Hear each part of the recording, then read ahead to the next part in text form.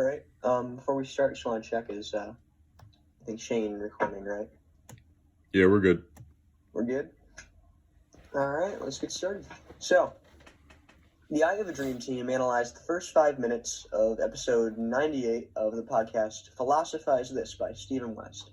This was a new podcast that I had never seen before, but it looked interesting and it fit all the requirements for an audio analysis, so I thought we'd check it out. Episode 98 was on the theories of Arthur Schopenhauer, which admittedly isn't a topic I know much about.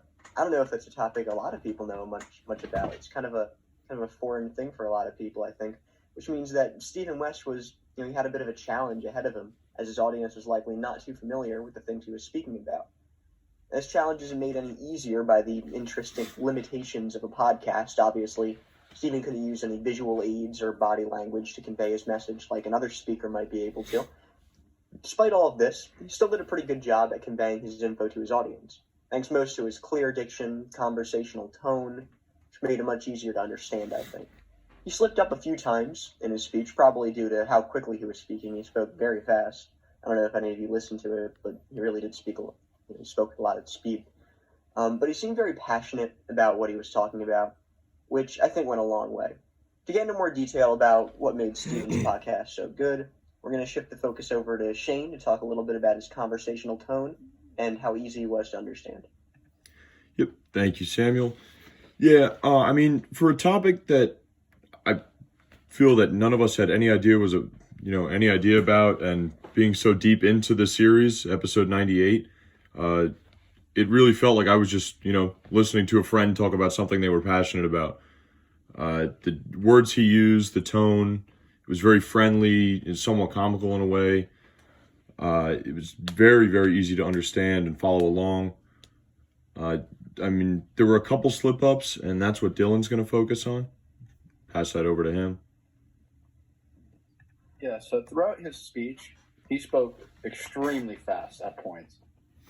So fast that it made it hard for the audience to understand, especially if you didn't have a background on the topic.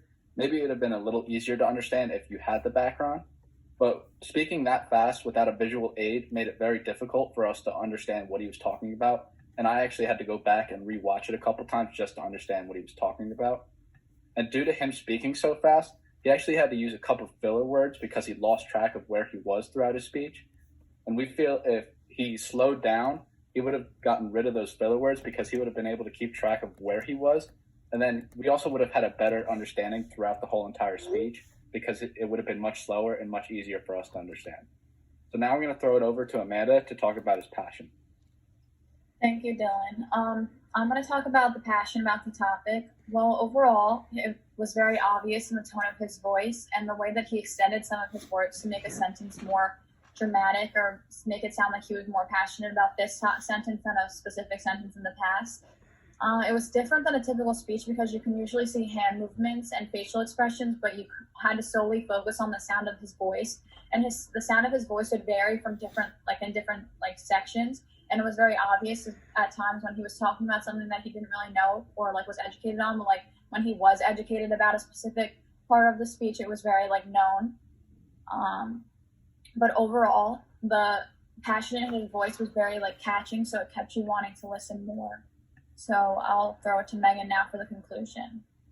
Thank you, Amanda. So to sum up everything that my group has just said, podcasts in general are a more informal style of public speaking, and that's a clear indicator of the conversational tone, the speaking quickly, the slip-ups, and the filler words.